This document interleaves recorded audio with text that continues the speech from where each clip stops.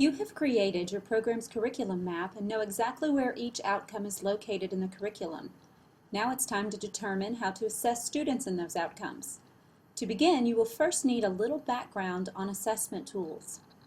Assessment tools provide a method for gathering evidence of student learning. These tools can come in a variety of forms, which can include surveys, open-ended test questions, multiple choice questions, rubrics, juried reviews, grades, and scoring guides. Not all assessment tools are created equally. It's important to think about the types of information your program wants to gather in order to adequately determine the level of learning that is taking place. In Lesson 1, you learned the difference between direct and indirect evidence. Direct evidence measures the student's performance of learning, whereas indirect evidence measures a proxy for student learning. The tools your program uses to gather evidence will determine if you are gathering direct or indirect evidence. Rubrics, jury reviews, and scoring guides gather direct evidence. They provide specific feedback about a student's performance and an outcome. Grades, on the other hand, provide indirect data. There are often many factors that go into a final grade on a student's project. For anyone other than the course faculty, it is impossible to know exactly what differentiates between an A or a B in a course or on a single assignment. Surveys can be both direct and indirect, depending on how they are used. If you survey a student's perception of their learning, then that is indirect evidence. Students are rarely regarded as having the ability or skill to accurately evaluate their learning and an outcome. If, however, you survey a student's internship director on that student's performance, you are gathering direct evidence. In that case, you are asking an expert in the content to provide a judgment on the student's abilities in an area. Generally, though, surveys are regarded as indirect evidence. You might be asking yourself, what is the best tool for my program to use? The answer is most likely lots of them. The goal of program assessment is to accurately measure student learning.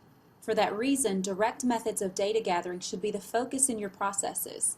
Use of rubrics and scoring guides to evaluate a student's performance will provide richer evidence than grades, GPAs, and matriculation rates. Don't let yourself fall into a trap of avoidance, though.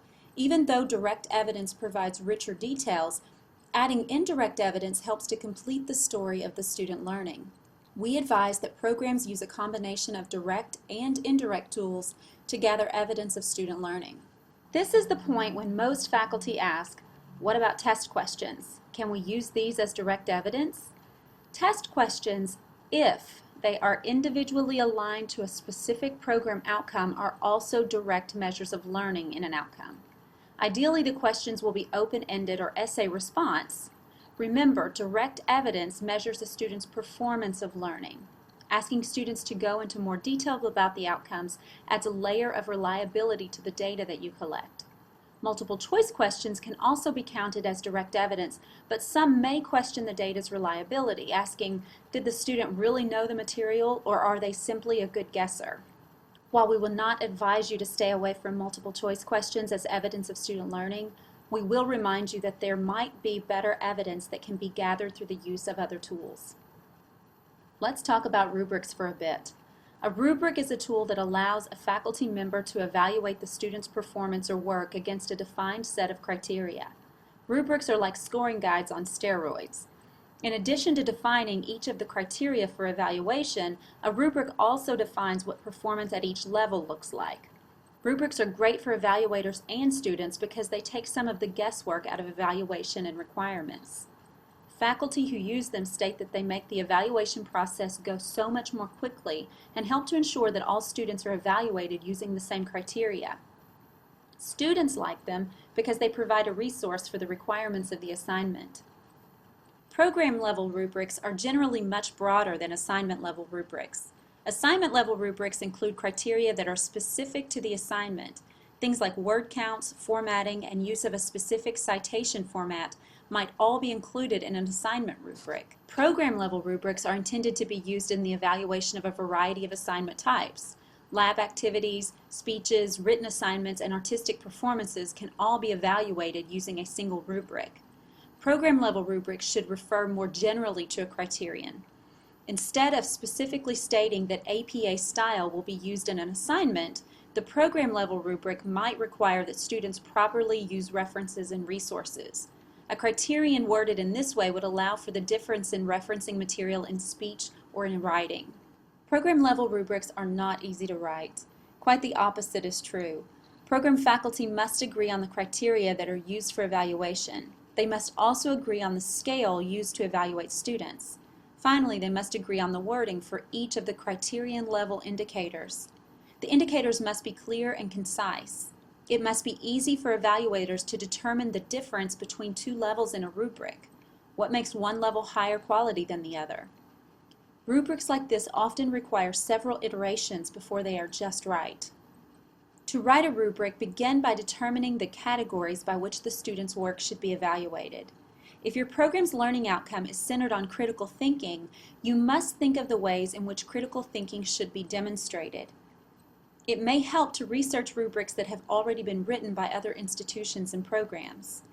If an outcome is complex, and program level outcomes should be, then there will be multiple criteria for evaluation. Once the criteria are determined, the hard part begins. Define what each level of performance for that criterion looks like. There is no best way to go about this. Some advise that writers should begin with the level of competency and work up or down from there.